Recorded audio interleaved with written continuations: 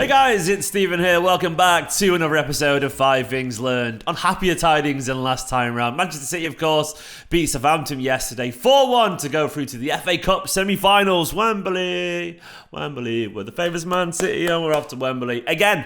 It's lovely going back to the Etihad South, isn't it? So today I'm going to run through 5 things that I took from this game. Of course, don't forget to like and subscribe if you don't mind supporting the channel. It really does mean a lot. Hit that subscribe button and also give this video a like. It'd be massively appreciated. And also, before we get into this video, a very quick word from our sponsor, NordVPN. Now, I've said it before and I'll say it again. How are you not using a VPN in 2022? You're leaving your personal data open to hackers every time you log onto the internet without a VPN active. Admittedly, you're not fully safe even at home, but particularly on public Wi-Fi spots, that is where it is dangerous. It's open. It's just far too easy for the wrong person to steal your private data. This is why you should be using NordVPN. You should head to nordvpn.com/esteemed company, as you can see on screen right now, or click the link in the description to get an incredible offer. 2 years plus 1 month free, all for the price of roughly around a cup of coffee per month. That's absolutely incredible. It's a great deal, and a VPN is great for security and privacy, but sometimes you need a little bit more, and this is where NordVPN's new feature comes into it,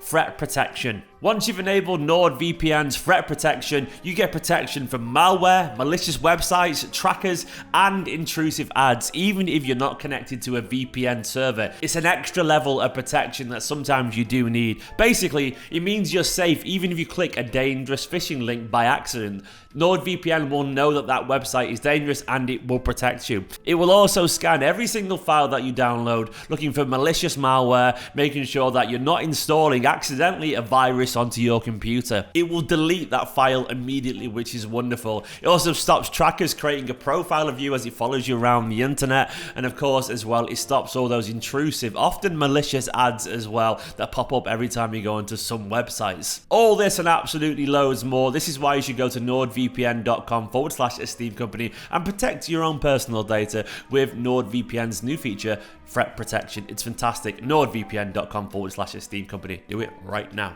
But let's get into today's video. 5 things that we learned from City's 4-1 victory against Southampton. It was a weird game of football, actually. Like the first half, some of the typical woes were there. And overall, I think that the perception of the game was one that City weren't at the very best, but found a level of clinicalness in the end to get the job done. Of course, I went through the whole game yesterday at the Etihad Stadium, actually, in my match reaction video, which you can watch, which will be on screen right now. But this is 5 things that I personally took from it. I'm going to start initially, by the way, with Sterling. Raz's movement yesterday was absolutely excellent. Now, I'm not saying he had a 10 out of 10 game or anything like that, but I feel recently we've watched so many players in attacking positions that are ball to feet kind of players. Like, you want the ball to their feet to be the best, but sometimes you need to run it in behind, and there's probably no one better in Manchester City's squad at that than Raheem Sterling. Yesterday he showed that tendency to get on the end of passes and make those runs in behind the defenders. Livramento in particular, a very good defender, had a bit of a nightmare against him, and Sterling is probably the best that we've got in the squad right now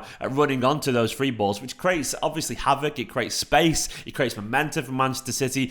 And Sterling yesterday was really good. He was very good. Of course, a nice little goal. He missed a couple of chances, of course, as well. But overall, his movement, his aggression and running with the ball, it created Southampton no number of problems. And he was easily our most influential attacker yesterday. And Sterling's movement, it could be such a valuable tool when games get tough. When we got Atletico Liverpool, that grueling, demanding schedule could be great for someone who's great at just making a little bit of space and using that pace to get in behind. So yesterday was a really encouraging sign. I mean, I love Mahrez. He's been fantastic, and Grealish is a great player. But I feel like when you play both of them together at the same time, it's just all a bit too slow and a bit too one pace, and sometimes you need the runner. And Sterling, well, he is the runner, so fingers crossed he can keep that form up. Because we're going to need it, actually. The next point is a rather negative one. Unfortunately, I think we've got some like left-sided defensive woes at the moment. I hate to dig out these players because they've been excellent for Manchester City, and hopefully it's just temporary. But I kind of do feel Laporte and Cancelo to a level are kind of getting away with murder a little bit at the moment. Now, of course, Cancelo was involved beautifully in a goal yesterday, of course. Mahrez's goal, I think. And he still has those moments. But Cancelo right now, he's just a bit too sloppy for my liking. I love Joao, but he's becoming a little bit too predictable, and his form has definitely dipped a bit to the point where He's been far too sloppy on the ball and giving it away just too easily. Like, I love the guy, but we cannot be this loose at the moment. And likewise, Aymeric Laporte, unfortunately, I feel like those two have been mainly culpable for our defensive errors on that side. And the left side doesn't look as secure as it has done in recent months. And those two, I think they both dropped out of form. Now, they're both fantastic players. They will get their form back, and they have been brilliant for us at times. I'm not going to deny that, especially Cancelo at the early parts of the season, world class at times. But right now, we need to shore it up a little bit. We need to shore it up a little bit and keep the ball a little bit better. It feels like all our problems are coming down that side, and it's a little bit too predictable. So right now, Guardiola does have... he does have something to consider. I wonder if this next guy I'm going to talk about, I wonder if he'll make the difference. Ruben Dias, please. I think we are missing Ruben Dias at the moment. There's a level of carelessness about the defence that seems to be permeating through the whole team at the moment. I mean, Rodri as well in particular has been a little bit sloppy on the ball. City are rushing it a tiny bit too much. And I do wonder if we need that natural-born leadership of someone like Ruben Dias back in the defence. I'm not saying he's been perfect this season, Dias, but I think he's been a little bit more solid than Laporte. And I kind of want to see Dias and Stones back together. I don't know why. He was so good for us in the running last season. And I do want to see Dias back in the team because I think we're missing that... someone to bang the heads together, someone to cajole, the ranks. And I think he's the most natural-born warrior in the squad. He's the most natural leader. He's the one most likely to get into his teammates' ears and get them focused. Cancelo, I feel, would be getting some ear lashings in a good way right now. So we need Ruben Dias back. Because, man, he's fantastic. He's absolutely the man for the big occasion. And it's not going to get much bigger than Liverpool. That run, that run of games is insane. And we need big Ruben back. Fingers crossed he will be. And one man who showed that he's also got these big moments like Diaz has, Phil Foden. Clutch Phil, I've just put at the bottom. I thought his little cameo was so exciting. Obviously, we know he's got that. But there was an element of when Mahrez and Foden came on, like the big boys were coming on, that was really exciting. It was like we'd call for the big Avengers and they came on like, dun, dun, dun, dun, dun, and they kind of came on the pitch and like they had this kind of air of like, yeah, we're here to finish this off for Manchester City, and they did.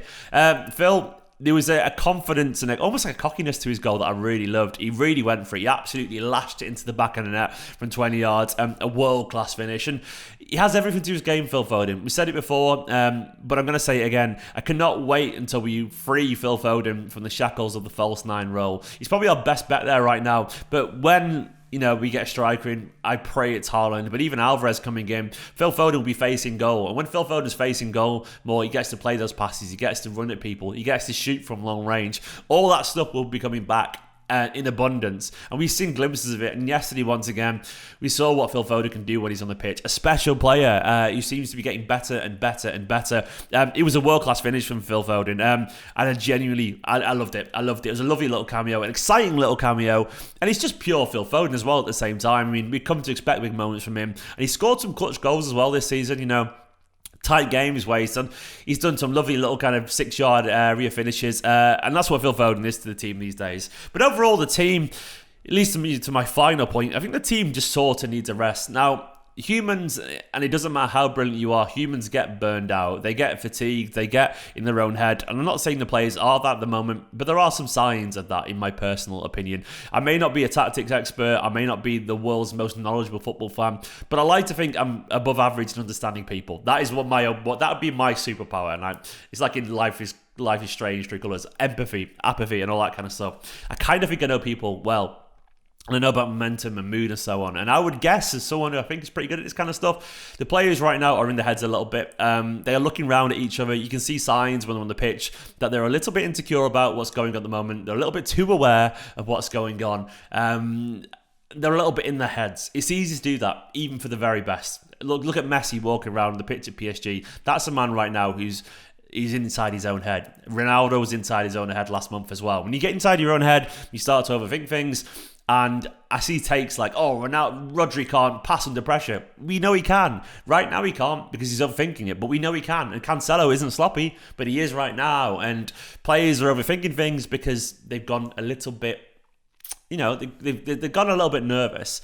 But the one thing I can say is that your mood can switch like that. I mean, I remember for personal reasons, I felt a little bit off, and then a week or two ago. Then I had one good day, and all of a sudden I felt like back into my best. And I guess right now I feel like they need a rest, and not necessarily a rest, more just a break from Manchester City. And this international break could be huge for these players because they're only human. A change of scenery, a change of focus, talking to new people, realizing that their problems actually aren't problems at all. The top of the league, they're in the Champions League quarterfinals, FA Cup quarterfinals. These aren't problems, and maybe a little bit of perspective, a shift of focus, being around their teammates internationally will actually be the best thing that could ever happen for him. It's 2 weeks away, then you come back and you know exactly what you've got to do. But during that time, you've travelled, you've been in a plane, you've played some other games, you've not thought about Man City, you've had a break from Pep, then you come back, you see your teammates and you realise just how good you've got it, and then you go again. And I think Manchester City right now, this is a good time for us. Of course, as well, ending this little period on a 4-1 win, exercising some Southampton demons was a really good way. A really good way to end it. And I think right now, the City players, they need this. And I'm sure they'll come back and they'll be absolutely on fire because they're going to need it. Because that run of games, it's brutal. But at the same time, this is why we watch Manchester City. This is why we watch football. You want to see those big games. Guys, thanks for watching this. Don't forget, NordVPN.com/Esteemed Company to get that wonderful offer of 2 years plus 1 month free for around the price of a cup of coffee per month. It's a fantastic deal. Don't forget to like, comment, subscribe. Big love to all my patrons as well. Currently scrolling down the side of the screen. Patreon.com/Esteemed Company if you want to help support the channel a little bit. And of course, you're all absolutely beautiful and wonderful. And I'll be back with more videos very, very soon. Watch a match reaction from yesterday in a bit.